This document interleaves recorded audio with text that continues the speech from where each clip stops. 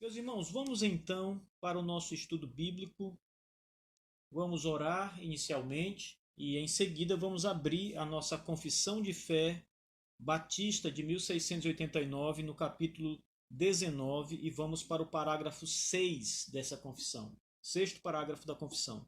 Mas antes de mais nada, vamos orar ao Senhor nosso Deus e depois, então, nós vamos adentrar aqui ao nosso texto. Vamos orar. Senhor nosso Deus e Pai, louvado e exaltado seja para sempre o santo nome do Senhor. Obrigado, Senhor Deus, mais uma vez por nos permitir estarmos aqui juntos, reunidos, para estudar a doutrina apostólica conforme revelada na Santa Escritura. Nós louvamos o Teu nome, Senhor, porque até aqui o Senhor tem nos sustentado de todas as coisas. Até aqui o Teu Espírito tem falado ao nosso coração e tem nos ensinado a Tua palavra como de fato ela é. Louvamos o Teu nome, porque até o presente momento, Senhor, a Tua igreja tem sido livrada de toda heresia e de toda falsa doutrina, de todas os levantes malignos contra o povo de Deus. Até aqui, Senhor Deus, Tu tens sido nosso escudo e a nossa fortaleza, como a Tua palavra garante que o Senhor o é. Nós te louvamos, Senhor, porque o Teu povo tem crescido no conhecimento de Deus, de Jesus Cristo e do Espírito Santo de Deus. Te louvamos porque dia após dia, Senhor Deus, temos trabalhado operosamente na obra do Senhor e o Senhor tem nos dado alegria e sustento em todo o tempo diante das tuas obras que o Senhor tem colocado para a tua igreja assim realizar e caminhar nelas. Senhor, nesta noite, Pai, onde estudamos a doutrina, eu oro mais uma vez pedindo que o teu Santo Espírito nos ajude, ilumine o nosso entendimento e o nosso coração, Pai. E tudo aquilo que será ensinado hoje seja de fato para a glória do Senhor, para o louvor da tua glória e para a edificação da tua igreja. Assim oramos em nome de Jesus Cristo, nosso Salvador, que vive e reina para todo sempre. Amém. Então vamos abrir a Confissão de Fé Batista de 1689, por favor. Vamos abrir no capítulo 19 da nossa Confissão de Fé e vamos para o parágrafo número 6. É o penúltimo parágrafo desse capítulo. O capítulo tem 7 parágrafos. O último parágrafo é bem curto. Se der tempo, a gente vai para ele ainda hoje. Mas, caso contrário, a gente finaliza na semana que vem. Por enquanto, vamos nos concentrar aqui no parágrafo 6º. Eu vou fazer a leitura do parágrafo. Diz assim: embora os verdadeiros crentes não estejam sob a lei como um pacto de obras, para serem por ela justificados ou condenados, contudo, ela é de grande utilidade para eles, assim como para os outros, à medida que, como uma regra de vida, os informa sobre a vontade de Deus e de seu dever, dirige e os obriga a andar em conformidade com ela, e mostra-lhes também as contaminações pecaminosas de sua natureza, corações e vidas. Então, examinando-se dessa maneira, eles podem chegar a mais convicção, humilhação por e ódio contra o pecado, juntamente com uma visão mais clara da necessidade que tem de Cristo e da perfeição da sua obediência. Ela é semelhantemente útil para os regenerados, para restringir as suas corrupções, à medida que proíbe o pecado, e as suas ameaças servem para mostrar que até mesmo os deles, os pecados deles, merecem e que aflições nesta vida podem esperar por eles, embora libertados da maldição e do rigor intransigente da lei. Igualmente, as promessas da lei demonstram a aprovação de Deus à obediência. E quais bênçãos os homens podem esperar receber se obedecerem à lei? Embora não lhes sejam devidas pela lei como um pacto de obras, então o fato de um homem fazer o bem e evitar o mal, porque a lei anima a um e desencoraja o outro, não é evidência de que ele esteja debaixo da lei e não debaixo da graça. Até aqui. Esse parágrafo, meus irmãos, é um parágrafo longo, talvez ele esteja entre os parágrafos mais longos aqui da confissão de fé. Tem alguns parágrafos que são realmente longos na confissão, e esse é um deles, parágrafo 6 do capítulo 19. E esse parágrafo também é um parágrafo que traz um conteúdo teológico muito forte. E se nós observarmos esse parágrafo com atenção, nós vamos entender, vamos começar a perceber o quão preciosas são as instruções que estão contidas aqui nessa declaração, nessas afirmações que os batistas estão fazendo aqui na confissão de fé. Tem coisas aqui que são verdadeiros tesouros para a nossa alma. Então é muito importante que, ao fazer a leitura da confissão de fé, nós estejamos realmente atentos a cada palavra, a cada afirmativa, a cada exortação da confissão de fé, porque tudo que está contido aqui nesse documento foi rigorosamente analisado à luz das Escrituras Sagradas. Lembrem-se de uma coisa: o que guia a confissão de fé é as Escrituras Sagradas. A Bíblia é a regra de fé e prática para todos nós, batistas, todos os crentes em Cristo Jesus. E a nossa confissão de fé, ela é submissa à palavra de Deus. Então ela está agindo ou ensinando aquilo que a palavra de Deus já ensina. É por isso que é muito importante olhar para a confissão de fé, porque a confissão de fé ela é uma interpretação das Escrituras Sagradas. E aqui, quando estamos quase encerrando esse parágrafo sobre a lei de Deus, que é sempre um assunto muito debatido, discutido, hoje há muita gente que nega a validade da lei moral de Deus, achando que a lei moral ela perdeu o seu valor, o seu vigor, né? Ela não está mais em vigor, e juntamente com a lei cerimonial e a lei civil, a lei moral então teria caído em desuso. É que muita gente diz hoje. Mas aqui o nosso pensamento é contrário. A ideia que as Escrituras nos mostram sobre a lei é que ela está em vigor até o presente momento, e nós precisamos obedecer à lei de Deus e viver em conformidade à lei de Deus, não para a salvação, como já vimos há alguns dias atrás, mas para viver uma vida santa e que agrada a Deus. Então veja, vamos observar esse parágrafo 6 de modo bastante atencioso e ver que há muita instrução aqui nesse parágrafo. A confissão começa dizendo: embora os verdadeiros crentes não estejam sob a lei como um pacto de obras, e aqui é importante lembrar que o pacto de obras que é mencionado aqui é aquele pacto de obras que Deus fez com Adão no paraíso antes do pecado. Então volte, por favor, para o primeiro parágrafo do capítulo 19, você vai ver o que diz esse parágrafo. Deus deu a Adão uma lei de obediência universal escrita em seu coração e um preceito particular de não comer do fruto da árvore do conhecimento do bem e do mal, o qual ele obrigou e a toda a sua posteridade para a pessoal inteira, exata e perpétua obediência. Prometeu vida com base em seu cumprimento e ameaçou com a morte a violação dela, e o dotou com o poder e a capacidade para guardá-la. Isso que o primeiro parágrafo está apontando é o pacto de obras. Quando a confissão diz que Deus, ao dar esta lei para Adão, disse que era uma lei de vida se Adão obedecesse e uma lei de morte, seria então uma maldição se ele desobedecesse, a ideia que nos é apresentada aqui é que Adão precisava fazer alguma coisa para ter a vida eterna. Se ele não fizesse, ou seja, se ele não realizasse aquela obra, ele então seria condenado. Neste caso, o parágrafo 6 está dizendo que esta lei que Deus nos deu, a lei moral, os 10 mandamentos, então, não é uma lei como um pacto de obras. Embora os verdadeiros crentes não estejam sob a lei como um pacto de obras, para serem por ela justificados ou condenados, ou seja, ao obedecer os 10 mandamentos, Deus não está prometendo vida eterna para nós. Nós não vamos ser nem condenados, na verdade, não vamos ser justificados se obedecermos os 10 mandamentos, porque nós não estamos sob um pacto de obras.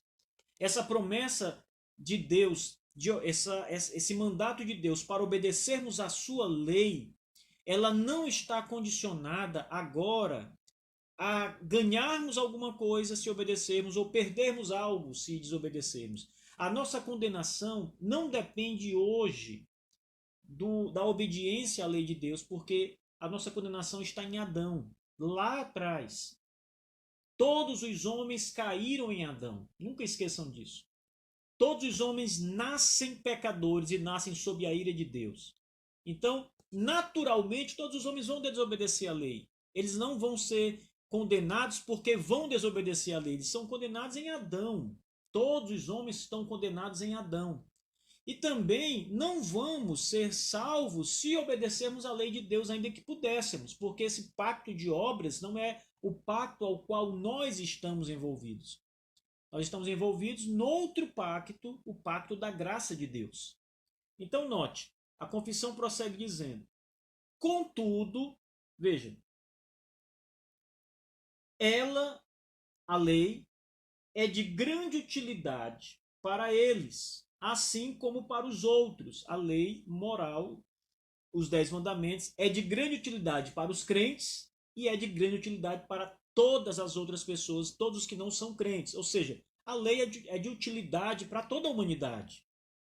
À medida que, como uma regra de vida, os informa sobre a vontade de Deus e de seu dever, dirige e os obriga a andar em conformidade com ela e mostra-lhes também as contaminações pecaminosas de sua natureza, corações e vida. Veja que coisa interessante, irmãos, o que está sendo dito aqui na confissão de fé. A lei ela tem muita utilidade, mesmo não nos dando a salvação.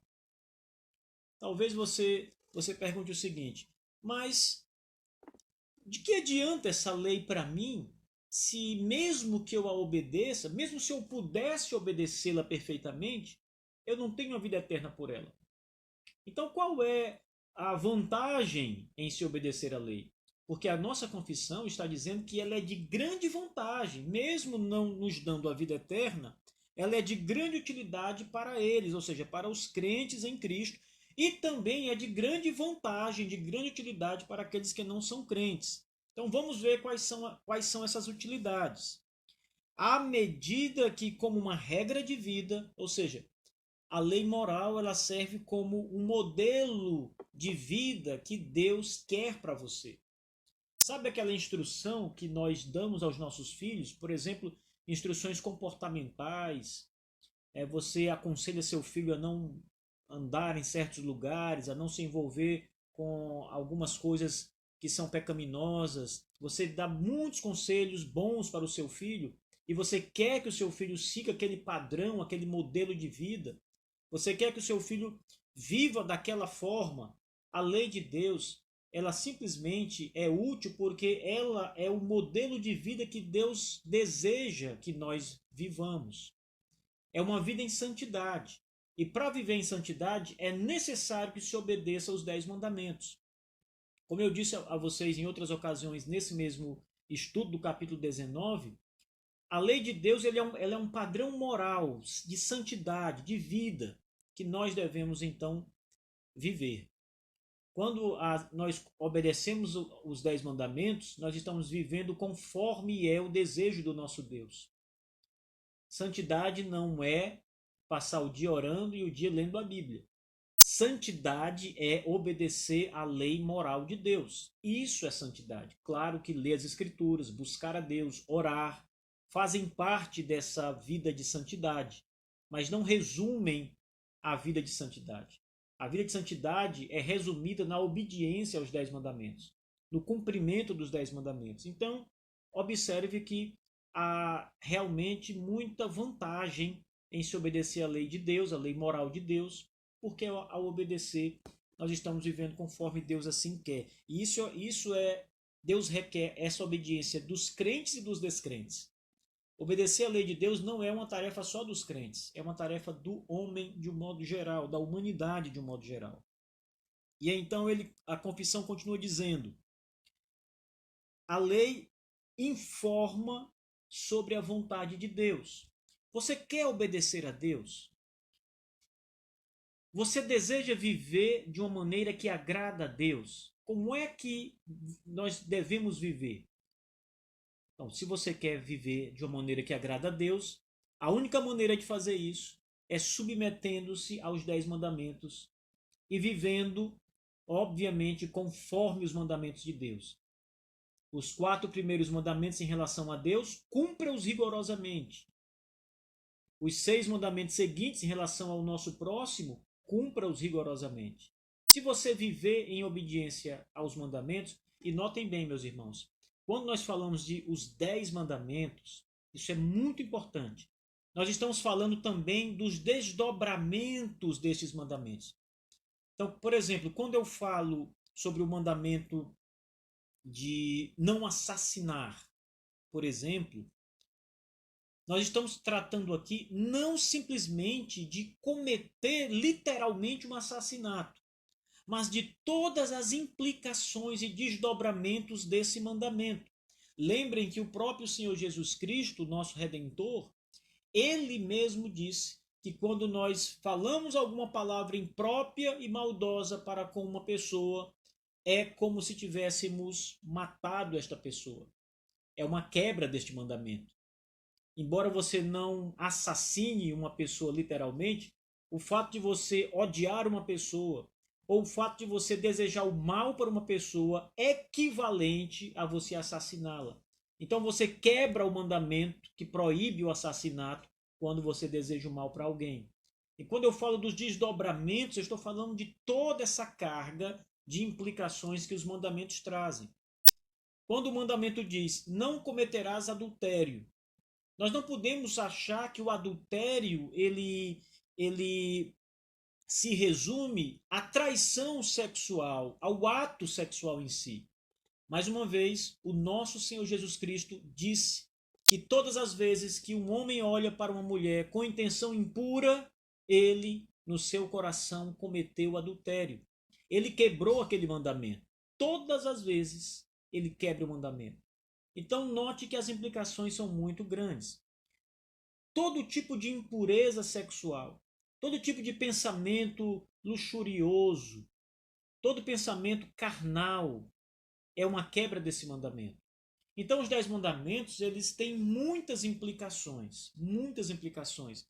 Portanto, quando nós entendemos qual é a vontade de Deus e que a vontade de Deus é resumida nos 10 mandamentos e que precisamos viver em obediência a esses mandamentos, nós estamos então focando aqui uma vida santa como Deus requer de nós.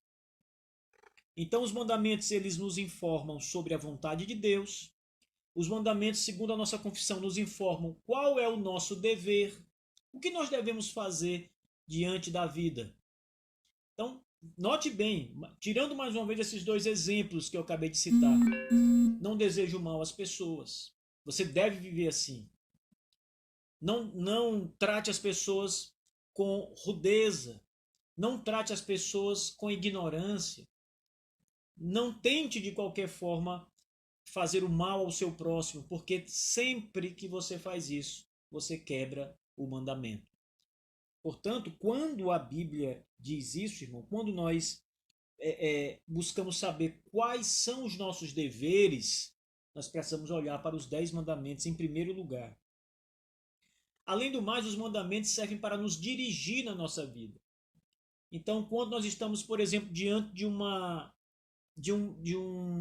decisão a ser tomada, nós precisamos olhar para a palavra de Deus e saber se a decisão que vamos tomar ela está em consonância ou não com os mandamentos do Senhor.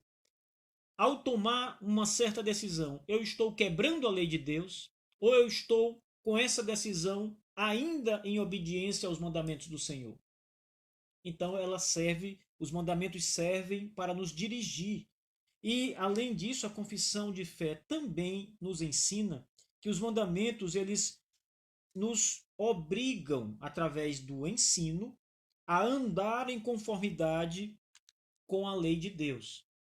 Então, se nós que somos chamados a obedecer, note, os mandamentos estão no imperativo, não faça isso, não faça isso, não é? Eles são ordens divinas para nós. Por isso que o nome já diz, são mandamentos.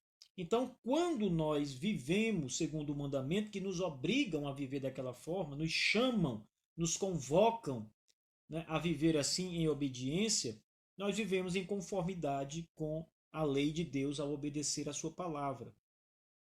E esta lei também mostra as próprias contaminações pecaminosas da nossa natureza. Você vai observar, meus irmãos, na prática, como a sua natureza é inclinada ao mal. Porque você vai perceber na prática, da maneira mais dolorosa, que você não é capaz de obedecer os mandamentos perfeitamente. Ainda que você se esforce, ainda que você lute, você vai cair na desobediência dos mandamentos do Senhor. Por que você vai cair? Porque você tem uma natureza caída. Você tem uma natureza que se desvia facilmente do caminho certo. Você tem uma natureza que é inclinada o tempo todo para o mal. Então você vai cair. E os mandamentos vão estar sempre dizendo, lembrando a você, você tem uma natureza pecaminosa. Você não consegue cumprir as palavras de Deus, o decálogo, as 10 palavras. Você cai, você desobedece, você inclina ao mal. E quando nós ouvimos isso da palavra de Deus, por causa da nossa desobediência, nós passamos a entender que a nossa natureza é de fato inclinada ao mal e perversa. Então a lei de Deus vai também nos mostrar a nossa própria inclinação maligna. Você vai perceber que o seu coração é caído. O seu coração deseja coisas más. O Senhor também disse que o coração é a grande fonte de toda maldade, perversidade e pecado. Está no nosso coração. Coração e natureza aqui tem mais ou menos o sentido sinônimo mesmo. São a mesma coisa. Então, a confissão ela é muito precisa ao mostrar aqui nessas palavras a nossa grande necessidade de obedecer os mandamentos e como, ao procurar obedecer a lei de Deus, nós também vamos ter a nossa própria pecaminosidade, incapacidade, inclinação maligna revelada pelos próprios mandamentos. Prosseguindo, a confissão de fé diz assim: então, examinando-se dessa maneira, então note que há uma advertência e uma exortação, inclusive, para que o homem examine-se mediante a lei de Deus.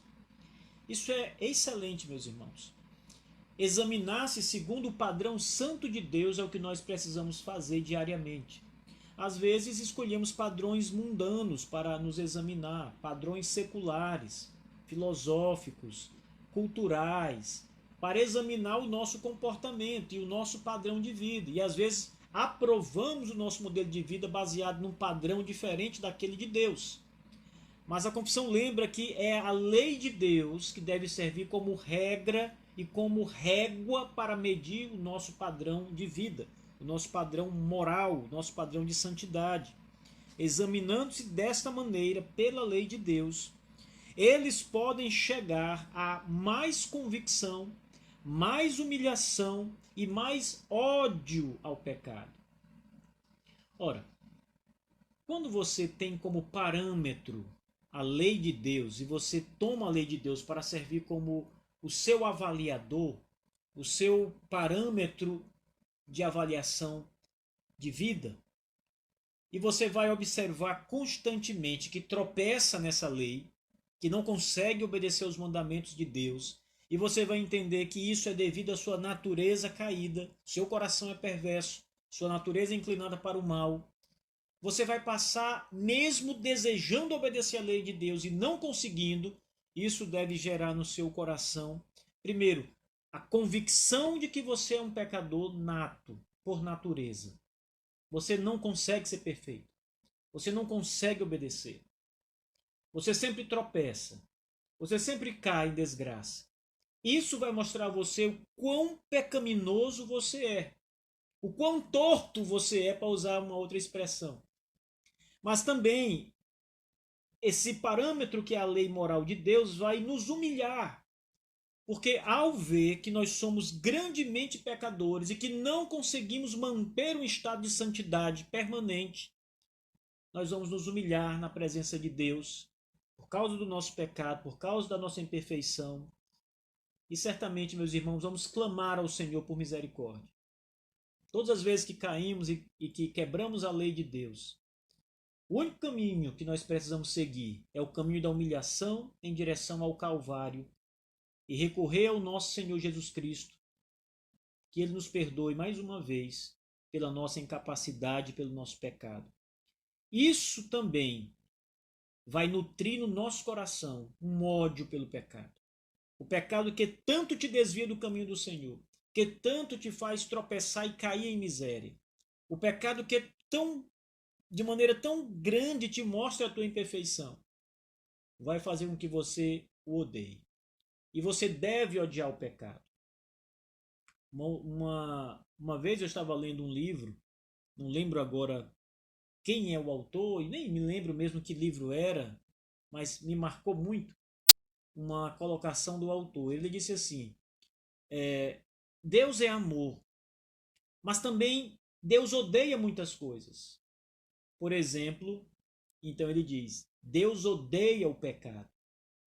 E de fato, meus irmãos, a Bíblia dá testemunho de que Deus odeia o pecado. Deus não tem comunhão com o pecado. Não há pecado em Deus, não há mancha e nem dolo em Deus. Ele odeia o pecado. Se Deus odeia o pecado, meus irmãos, é certo que o pecado é uma miséria, é uma desgraça. E nós também devemos odiar o pecado. É este pecado que está em nós, em nossa natureza, que nos faz homens errantes diante da lei de Deus e do Senhor diariamente. O apóstolo Paulo, irmãos, e aqui eu estou falando do apóstolo Paulo, homem de Deus, chamado, vocacionado para a obra do Senhor. O apóstolo Paulo disse de maneira muito clara que o seu espírito luta contra a carne. Ele usa uma expressão milita, ou seja, briga, faz guerra contra a carne, e a carne faz guerra contra o seu espírito. Ou seja, Paulo estava dizendo que a natureza dele está em guerra contra o Espírito de Deus, que está nele também. E o espírito e a carne estão ali se degladiando, lutando, guerreando. O bem que eu quero fazer, diz o apóstolo Paulo, esse eu não faço. Mas o mal que eu não quero fazer, este eu faço. E com isso, Paulo está mostrando que a inclinação da nossa carne, da nossa natureza ao pecado é muito violenta, muito grande. E às vezes, muitas vezes, nos joga no chão de maneira violenta, irmãos. Então, quando nós entendemos isso, acontece o que a confissão está aqui dizendo. A nossa convicção de que somos pecadores aumenta quando estamos ali comparados, sendo medidos pela lei de Deus. A nossa humilhação deve se fazer presente por causa da nossa condição tão triste. E o ódio pelo pecado deve tomar conta do nosso coração, do nosso ser. E por isso, devemos fazer guerra constante contra o pecado, contra a nossa própria natureza. Note, por exemplo, meus irmãos, algumas passagens bíblicas que a confissão usa aqui. Romanos capítulo 3, versículo 20. O texto diz assim, vou fazer essa leitura para os irmãos. Romanos 3, capítulo 20. Visto que ninguém será justificado diante dele por obras da lei, em razão de que pela lei vem o pleno conhecimento do pecado. Como é que você sabe que é um pecador? A lei de Deus está te dizendo. A sua incapacidade em obedecer à lei de Deus revela que você é um pecador. Por isso, como Paulo escreveu aos Romanos, a lei de Deus é que mostra que você é um pecador. Em razão de que pela lei, através da lei, vem o pleno conhecimento do pecado. Esse conhecimento do pecado que Paulo frisa aqui é o conhecimento do que é o pecado, aquilo que Deus não aprova e é pecado, E o conhecimento do pecado que está em você, a sua incapacidade de viver de modo santo em obediência à lei de Deus. É isso que Paulo está dizendo aqui em Romanos. Mas tem mais uma passagem interessante, Romanos 7, versículo 7. Aqui o apóstolo Paulo continua abordando o tema. Ele diz: que diremos, pois? É a lei pecado? De modo nenhum. A lei não é pecado em si, ela não é pecaminosa, ela não é errada em si, é a lei de Deus. Não pode ser pecaminosa. Mas, diz Paulo, eu não teria conhecido o pecado se por intermédio da lei, por meio da lei, pois não teria eu conhecido a cobiça se a lei não dissesse, não cobiçarás. Ora, a lei, Calvino disse, ele é como um espelho. Você olha para a lei diz não peque, e você então se vê na própria lei como um espelho. A lei acusa você, ela mostra a você que você é um pecador. Você não consegue estar no padrão que a lei moral de Deus exige, porque você, é aquilo que nós comentamos no início, você tem uma natureza caída e pecaminosa, então você não é perfeito, não atinge essa perfeição que Deus exige. A confissão continua dizendo o seguinte: juntamente com uma visão mais clara da necessidade que tem de Cristo e da perfeição da sua obediência. A lei de Deus, ela não só revela a nossa situação caída em pecado, a nossa tragédia humana, ela não só revela em nosso coração que nós somos propensos ao mal e que nós desobedecemos à vontade de Deus constantemente. Ela não apenas nos deixa convicto disso, mas também revela, conforme a nossa confissão de fé aqui apresenta, essa clara necessidade que nós temos de Cristo. E aqui nós, crentes, e também os descrentes, claro. Por que a lei revela a necessidade de Cristo? Porque nós não podemos obedecê-la perfeitamente. E só há um homem que obedeceu perfeitamente a lei de Deus, o nosso Senhor Jesus Cristo. Então a lei diz o seguinte para nós, em outras palavras: você precisa de Jesus Cristo para te justificar. Porque só pelos méritos de Cristo, pela sua obediência perfeita à lei de Deus, é que você pode ser justificado. A justiça do Senhor Jesus em obedecer à lei de Deus, ela é aplicada aos crentes e a todo aquele que crê. Por isso serve para os descrentes, porque se eles crerem em Cristo e olharem para Cristo como a única esperança que eles têm de justificação, eles serão justificados à nossa semelhança, à semelhança de todos os que são crentes em Jesus Cristo. E a lei também revela essa perfeita obediência do nosso Senhor. Ela é semelhantemente útil para os regenerados, ou seja, para realmente aqueles que servem ao Senhor, para restringir as suas corrupções. Então a lei nos ajuda a restringir o nosso próprio pecado, a nos ajudar a lutar contra o pecado. Ela nos previne contra o pecado, ela nos ajuda a caminhar em santidade. Quando você busca obedecer à lei de Deus e você começa a fazer guerra contra o pecado, é isso que a confissão está dizendo. Ela nos ajuda para restringir assim as nossas corrupções através da luta nossa por meio do Espírito Santo contra a nossa própria natureza pecaminosa. Então, à medida que a lei proíbe o pecado e as suas ameaças servem também para mostrar o que até mesmo os pecados dos crentes merecem e que aflições nesta vida podem esperar por causa desses pecados, embora libertados da maldição e do rigor intransigente da lei. Ou seja, apesar de já estarmos livres da condenação da lei por causa de Jesus Cristo, então ninguém, meus irmãos, daqueles que foram lavados pelo sangue de Jesus Cristo, ninguém precisa temer o castigo pela desobediência da lei.